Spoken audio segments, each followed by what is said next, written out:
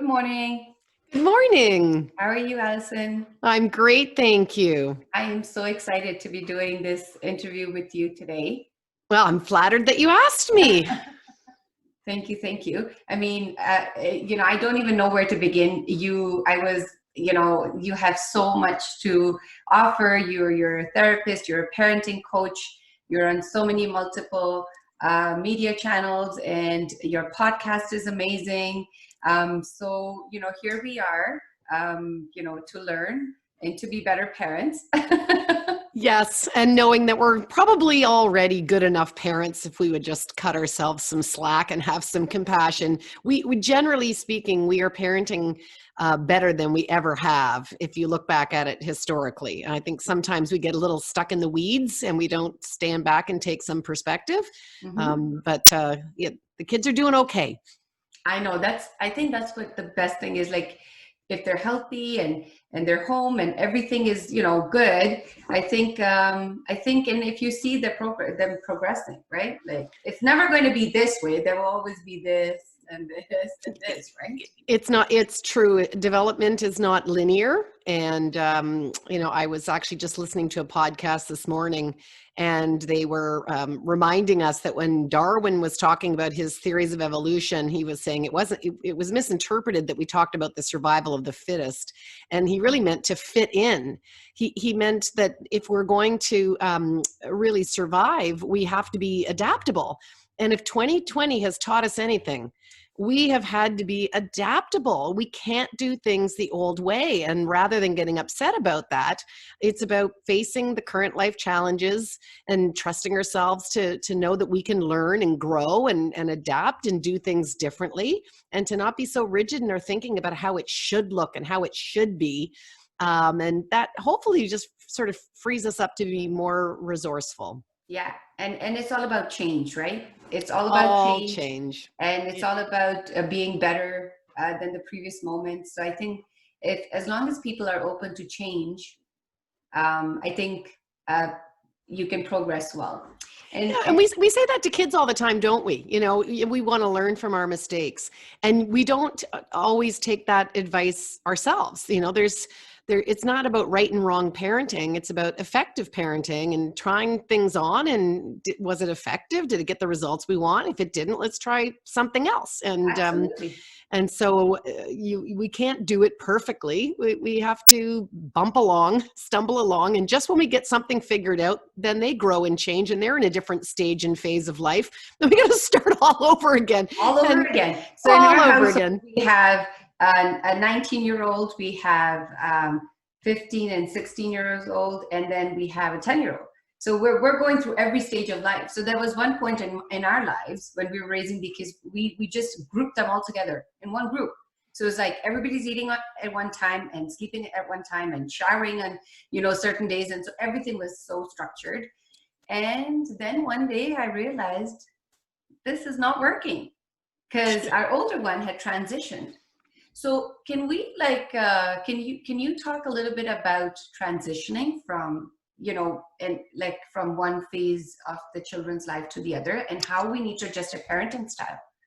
Right. So it's a great point. And again, goes back to the developmental process of our kids, and also the developmental process of what we're being called upon in our role as a parent. And that changes over time. And so when our kids are little, we really are more in the capacity of being an educator. We need to brush our teeth so we don't get cavities, and we need to eat fruits and vegetables so we have a balanced diet, and you need to put your coat on the hook when you come in the door. And it's a lot of education and teaching and socializing our kids. And then when they hit the tween years, which comes way faster than parents expect, can I tell you? I think research shows that that's the most miserable time of parenting. Tell me about it. We had 4. Right? And so we somehow, I think, because we think that the word teenager has the word teen in it, that it's not going to happen till they're 13, because it's got the word teen in it. But, puberty and the onset of adolescence, actually early adolescence, starts at 9. And so we have early, middle, and late adolescence, and then we have young adults. And each one of those is really a unique stage. And if you think about how much your child changes from when they were a newborn baby till they're 2 years old, think about how much they learn to walk, they learn to talk. Like, there's an amazing amount of change that happens from birth to 2. And we forget that there's that amazing amount of change that happens between 9 and 11, between 11 and 13. But we sort of want to keep our kids thinking that, you're little, you're small, you're not supposed to be growing up yet. I'm not ready for this. Why am I getting this teen attitude? If you're talking to me like this now, what are you going to be like at 16? I know. So it's so we're a little late to the game, and we get shocked by that. But in the middle years of adolescence, that's really a time more where the child is developing the part of the brain that's responsible for the executive functioning and the longer term planning. The brain is about to undergo a major rewiring and restructuring. So the myelin on the nerve shafts in the brain are really, really thick. They're the fastest thinker. We call the 12-year-old brain the MacGyver brain. And suddenly they don't want to know what we know anymore. They would like to tell us what they know. Yeah. And they need to start exercising those capacities of problem solving, figuring things out, and really working the mental muscle. So when we spoon feed answers and we tell them a better way to do things, or we tell them why things are right or wrong, good and bad, and try to impart our great elder wisdom, it doesn't land very well. That we really want to switch to more of a coaching approach, where we engage them in fruitful dialogue, and we ask a lot of curiosity questions, and we let them experiment a little bit.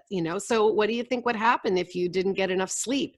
What do you think will happen to your marks if you don't put the time in to study? Just curiosity questions. And it's I guess second nature to me, only in so much, I guess the word is that it's not natural, in that when you get trained to be a therapist, that's what you're trained to do. We're trained to help the client move along their own growth, to have their own epiphanies, their own aha moments. And they have to kind of do the work if the change is going to be really deep. And that skill, I think, is very transferable to parenting. But, I went to school to be a therapist, so I got a lot more courses in it, So we have to be more of a coach-like type parent in the middle years. And then as our kids get older, if we've really got a good relationship with them and they are starting to adult and we're giving them more responsibilities, they're likely to come to us because they want our, what I call sage counsel. They want to draw from the well of our wisdom. And so when we see kids saying, well, I want to talk to my parents about my university applications. I want to talk to my parents about whether or not I think this is a good residence or house to rent or something. Some people would look at that and say, oh, you're enmeshed. You're being too involved in their life. And I would argue, no, if they've actually seen you as somebody who's smart and wise and whose opinion they trust, why wouldn't they come to you? It doesn't necessarily mean they'll take your opinion, but you would hope that you would have a relationship enough that your kids continue to use you as a support, because the brain doesn't really stop growing till they're 25. I mean, it takes a long time in modern day to get to adulthood, as opposed to, Cleopatra, who was ruling Egypt at 14. Oh, wow. And actually, I just saw posted, somebody shared the Times magazine just had their first ever, I think it's like the 5 most impressive youth awards that made like person of the year. And when you see what these 15 and 14-year-olds are doing in terms of science and, creating helpful apps and, taking on nonprofit causes for representing kids with differences. And it's, we really underestimate children. Oh yeah. And I think that as a mom, I think for me, the thing was I became a mother or a parent as soon as the baby was born. And I kind of took that same thing, but I think it's like I become a new parent in every different phase of our life, the children's lives, right? So when they're 9 and 11, I'm a new parent again, because I'm parenting a child that is between 9 and 11 years of age, especially if it's for your firstborn. I think because you have never experienced it. So you always want to be the parent of the baby. And I think what you're saying is you need to evolve parenting as the child is growing up, right? And I'm sure every parent has the appreciation for, well, I tried this on my first child and it worked like a charm. How come my second child will have nothing to do with it? That each child in the family has a different experience of childhood life. And from their perspective, you might be more broken in because you got over your panic and phobia over germs with your first one, and you might be more lenient with your second. Oh, yeah.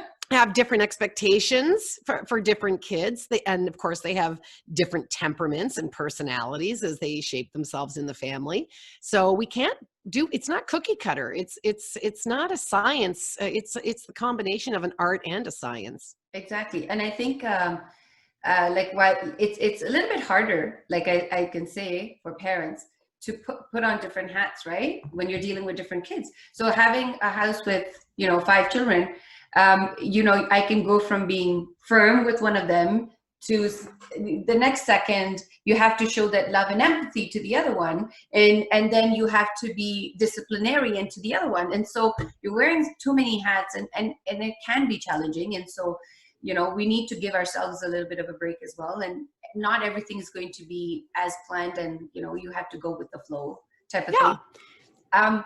And while you were talking about these brilliant children on Times Magazine, right, I'm sure that parents kind of nurtured them and guided them to be and to find their strengths, right?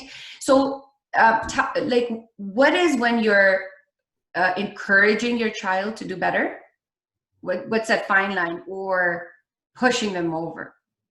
Yeah, no, it's a really great point, that we do play a role in helping our children find their way. And so part of that is to your use of the word encouragement. The word encouragement has in its root the word courage. It's the courage to be imperfect. It's the courage to push on even though you aren't sure of success, and kids who have a feeling of unconditional love and acceptance, and who don't confuse, flubbing, failing, checking things out as being some detriment to their self-worth.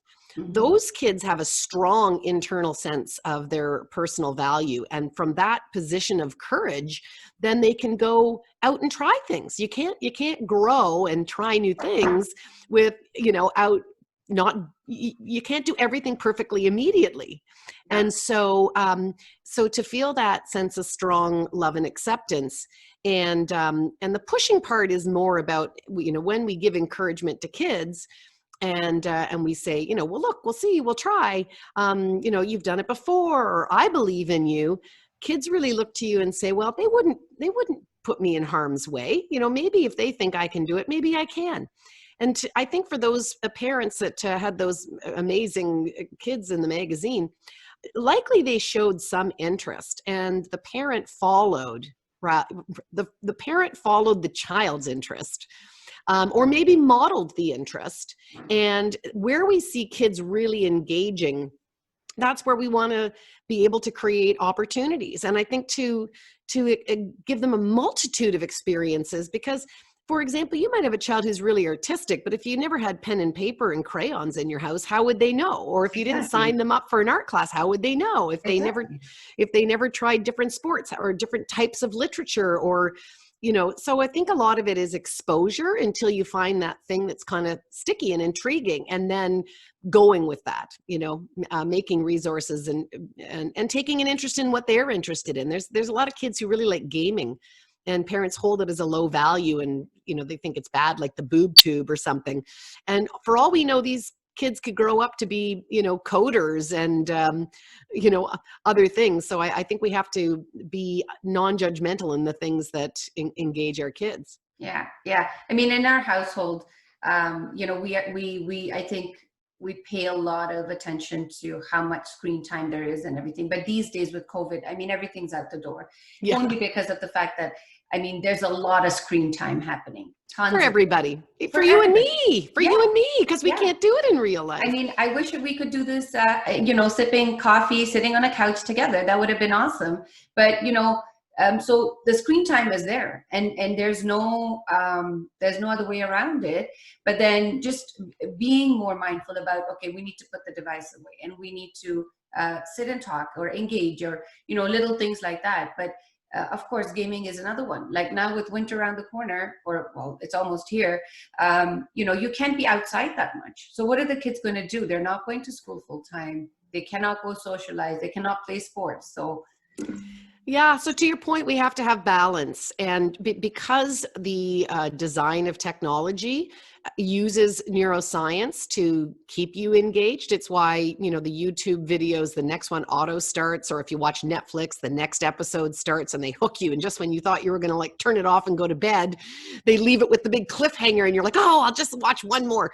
Yeah. We're a sucker for the design of technology to keep us engaged. So we have to help our kids develop the tools, and for ourselves as well, to use them for our betterment, to look at our day and our week and our month and our life as having longer goals, and asking ourselves, did we have an effective and useful use of our time that reflects our values and reflects healthy balance? And so there's so much you can do on technology, meaning you can check the weather, you check your homework from your teacher, you move money from bank accounts. Not all time spent on our devices is necessarily bad time. It's really hard to use screen as the measure. But I do think we need to have times where we put down technology, and that, to your point, that we engage with the real people in our lives, that we use our big muscles, that we use creativity offline in terms of playing, board games or real pen and pencils as opposed to drawing apps. And so it's really about balance more than time and how you do it. Yeah, and or maybe perhaps even being able to differentiate between mindful screen time and not, like, you know what I mean? Like, because what ends up happening is I'm just scrolling. That's not mindful. Like, I'm just scrolling, and which you're allowed to do. But if you're doing excessive scrolling, unless, then it's no good. But if you're mindful of the fact that, okay, right now I'm on the computer because I'm reading something, or I am watching something, so I think it's just having that differentiation between the two is important as well, right?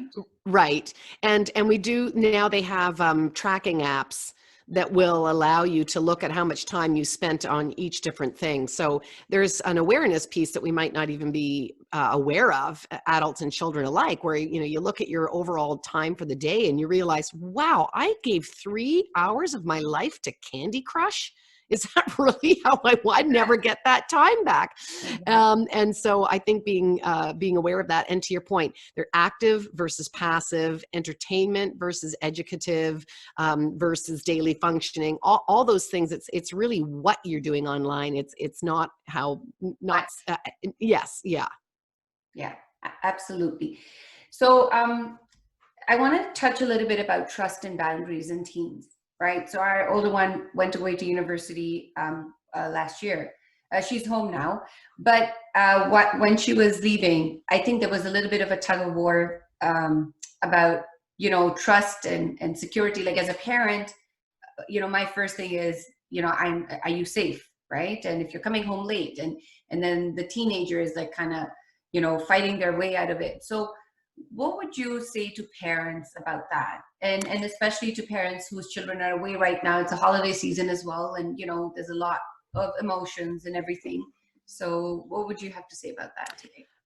So, when it was traditional for kids to leave home to go off to university, there was a ritual around it. I'm sure you experienced that, where, you had to buy new things for their dorm room. And, we packed up kind of like little hope chests. And when they got to campus, they were probably met with a barrage of people that were welcoming them to their dorm with their dons. And they were trying to engage them in connecting with new friends. And it's quite a little ceremony that goes on over the course of that week to help those kids get in, get settled, get connected.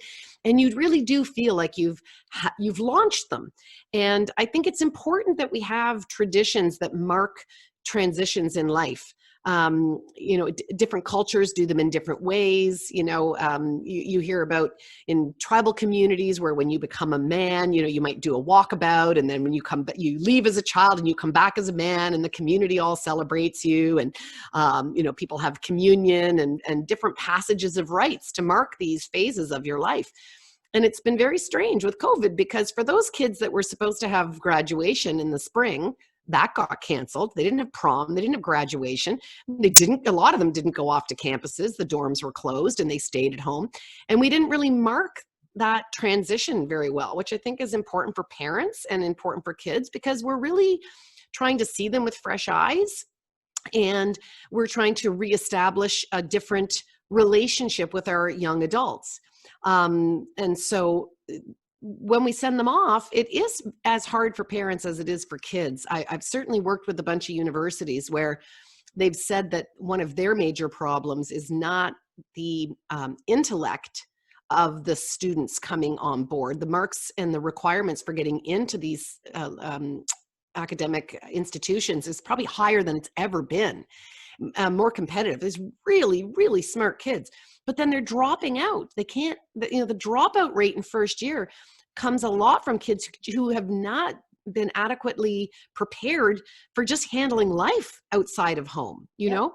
And so as hard as it is for us to let our babies go, because they still feel like babies, you really can't learn until you give it a go. That part of it is that we do have to have faith and trust that they'll figure it out. And, they might fail a course and they might sleep in through some classes. And, it takes a while to learn how to do all those things on their own. And we can just, the general rule is we can't clean up life for our kids. We have to let them prepare them and have them learn real lifetime skills. So for those kids that have had come back or never left in the first place, we've missed that opportunity to kind of hand off adulthood to them. And that has created some very stressful home environments for our youth, because they want to go hang out with their friends. And they're like, well, if I was on campus, you wouldn't know where I was and that I didn't get up for class or that I wasn't studying. Why are you helicopter parenting? Why are you in my business? This is supposed to be mine to do on my own. And it's so much easier to bite your lip and not say anything when it's not under your eyeballs. But when you're the one up in the morning having coffee and their first class is at 8:00 and they're still sleeping, it is really hard not to want to go bang on that door and get them up. Yeah. And that's what it is. So at the end of the day, I think for me, like in our household, we say, as long as you're doing well in class, and well, meaning if you're giving it your best and you're achieving what you should be achieving, that's what it is. And if we see that the child is not performing to what their own graph is, then we sit down and have that conversation and say, okay, what is going on? And what are the changes you can make, right? And of course, how can I help you? How can I help you achieve your daily goals? So do you want me to wake you up in the morning or not, right?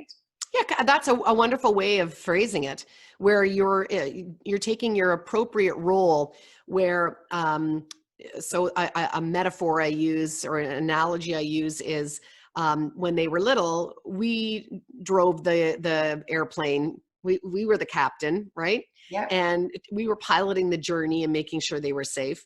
And now what we're saying is we want them to pilot their lives, pilot their education, and we have to take a step over to co-pilot. Yeah. And if to co-pilot is to say, how can I help?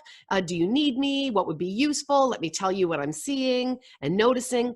But if we get antsy and scared, and it's usually from fear, and we think, nope, they're making terrible mistakes. They're going to fly into the mountain. I better grab the wheel again.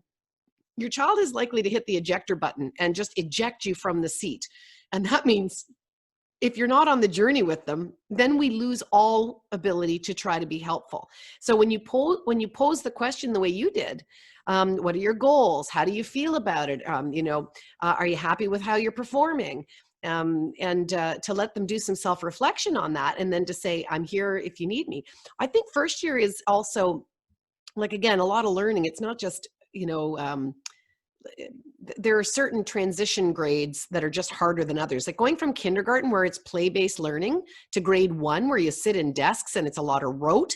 That's a really hard transition year. And I would say going from high school, where you know all your professors and people are looking over your shoulder helping you, and then you're on this, all alone to manage your education and the volume of work and how hard the tests are and how much you need to practice and study in advance. There is like a learning curve. So marks do typically come down in first year, and that really scares students. And if they get discouraged, to your point, if they lose their motivation, they're going to think it's too hard, I'll never get my A's again, and they drop out. I'd rather have them say, well, maybe you're going to get 70s this term, but you'll learn, and then next term will be 80s, and then maybe by second year you're getting the 90s that you like or whatever, right? So we don't want them to jump ship and abandon too early. Absolutely. The one thing that I did with our kids when they were in grade 8, 9 that year, I would do a weekly goal setting. I have that at work, and I kind of took that model at home, and we set some parameters, and we said, okay, so every week we're just going to sit together for 10 minutes and do weekly goal setting. So what are you looking to achieve this week? What did you not do good at last week? And let's kind of, come up with another plan. Maybe what you did was not working. And so that kind of, I was trying to give the reins in their own hands, Yes. but just kind of being the person that's looking at them, watching them, observing. And then when we would have our weekly goal setting, that's when we would go over everything and say, okay, maybe you could, this is what I noticed. And I noticed that, you could have done this instead of that, but that's just a suggestion. Should you take it? And I think that helped them. Yes. And so to take that, that's what learning's about, is to take the pause and to reflect as you're making this time, and then looking, what will you do differently going ahead? That's so beautiful. And you've made it part of your family culture, so your kids are likely to repeat that when they go off, on their own. And what I also thought was beautiful is that it wasn't you imposing your goals. Kids do not like goals imposed upon them. And we have this belief that if we didn't, that they would really have this low bar. If you sit back, kids actually have very high expectations for themselves, and they can make goals that are true to them, and we don't need to be afraid of that. Yeah, absolutely. And I think it's just, again, it's guiding them in the right direction, showing them what their true potential is, and when they forget what their potential is, just by means of discouragement, sometimes, they just feel down about something, and just kind of have to push them a little bit towards the light and say, hey, no, I know you have the potential to do it, and I'm here. Let me know what help you need, and I'll be right here for you. Yeah, that what gets discouraging is when you have a belief that no matter whatever I do, it's not going to make a difference. So when we look at some of the misunderstandings that kids have. For example, it's not uncommon for kids to think you're either born smart or you're born stupid.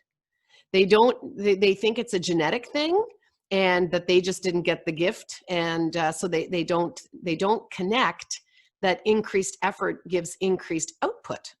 And so we have to correct that. You can get whatever mark you put your mind to, the more you study, the more you ingest. And if you need a tutor or you need to go slower, that's all fine, but you can learn just like everybody else. And so kids don't believe that. Kids also think, again, just misattribution. They'll also think, well, I got a bad mark because the teacher didn't like me. And this is a real belief. And again, where's the agency there? Where is the locus of control when they don't see it, And so I think that's important, that in our conversations we correct those misunderstandings about how one learns, how one gets grades, and that you can't, like I said, you can't get to. Some kids find high school, for example, very easy, and they never really had to study.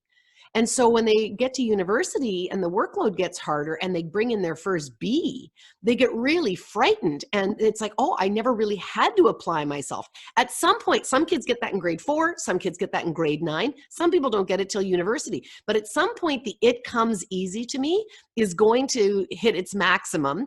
And you're going to have to start to put in that effort and not to freak out when that moment happens for you in whatever grade it is. And it is not a reflection that you're stupid. Yeah, and that's their aha moment, that I need to be proactive, right? Not very, laid back about, oh, it comes easy and I'll be fine. Because even smart kids, if they don't put the right time in, and if they don't have like a little structure to follow, they're going to be complacent. They're going to start cruising, and boom, that's it, right? And so we can remind them of other things in other areas of their life and map it over to education. So it's like, well, you didn't used to know how to play soccer, but then you signed up, you spent all that time out on the field and doing drills, and you played it for 4 years, and now you're going to the championship. So you know what it's like. The same with seeing the great artists. When kids go and see the paintings in a museum and an art gallery, and they see the work of Monet and the masters, and they think they just sat down and painted that picture. That in fact, if you go to online or to textbooks, you'll see the final one that you see, they probably did 30, 40 renditions and didn't like the composition, or change the orientation of the objects in the picture and threw those out. Nobody sees the drafts. So kids experience a lot of life seeing a final, completed, perfect outcome, and they don't understand that everybody who's a master puts in the time and works and learns. Even the rappers write their songs and then crumple them up, and of course it sounds like they're singing stream of consciousness, but it's like, no, they worked hard, they rehearsed, they practiced, they edited. So it's a natural part of life. Absolutely. And I think also the fact that it's not just academics that this should be focused on. It's anything, it's any life skill, right? Even cooking or baking, or like you name any life skill. And some people say, oh, they could just do it. They have an interest in cooking or whatever it is, and it's like, no, it's you can learn skills, and that's right. You're not always born with them, but you can learn them as well. Right? Yep. Communication skills, financial literacy skills. We would hope that we set our kids up to be lifelong learners. And it's one of the, again, sort of silver linings of the pandemic. A lot of adults decided they had extra time on their hands and that they wanted to try some new things. We saw how many people were making sourdough bread and learning about how to make the whatever. I mean, it's a small example, but I think when our kids see us be a newbie at something, when kids see us flub it a bunch of times before we get a success. And as we take on new hobbies and we're taking on new challenges to intrigue and keep our interest going over COVID, it might be the first time some of our kids have ever seen us do something lousy.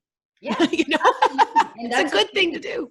And that's totally okay, Yeah. And I think because we always want to have that perfect picture. So I think sometimes if you fail and you shouldn't be shy to hide it, and you should say, oh, well, I did this and it's such a flop. And my cooking's like that. One day it's amazing, and the other day it's like, oh my God, what even is this, right? And that's what it is. You just go with the flow. And when you are gentle with yourself, on the meals that didn't turn out quite right, or when, you wrap the present and it's all wrinkly or whatever, rather than berating ourselves, that's when we can model being gentle. Oh, well, I'm just learning. They don't all work out. Like, it's the attitude about it that's also so powerful for our kids to witness us be kind and gentle with ourselves. Absolutely. Absolutely. So thank you so much for making time to do this. My pleasure. And to many more, hopefully in the future. And I hope you have an amazing Christmas with your family. Thank you. Thank you. Now, I know in your faith background, you don't do Christmas. How do you celebrate in your culture? So we celebrate Eid. That's after a month of fasting in Ramadan. So because we follow the lunar calendar, it kind of moves up 10 days. So I believe this year Ramadan starts mid-April. So around mid-May is when we celebrate Eid, and it's all about festivities and food and desserts, and we all get dressed up. And so last year was obviously, this year 2020 was it was celebrated just with the immediate family, and we had a few drop-offs, like drive-bys. That was really good. But yeah, so we're looking forward to that in April, and hope that things ease up a little bit, so we're able to celebrate with all our family and friends. Yeah, yes, that it's a little bit more face-to-face and inclusive this year, and hopefully with how they're tracking with the vaccine, and if we fingers crossed 2021 is better. Yeah, that's wonderful. But it's not to say that 2020 wasn't. To be very honest, I think for a lot of people, it has been hard, and I totally acknowledge that. But for a lot, it has been, the growth has been there for sure, for sure. Yeah. Eye-opening for all of us. For all of us, for all of us. Well, thank you so much, Alyson. It was lovely speaking to you, and we'll keep in touch. You as well. Thank All you. right. Take care. Have a wonderful rest of the day. You too. Bye-bye. Bye.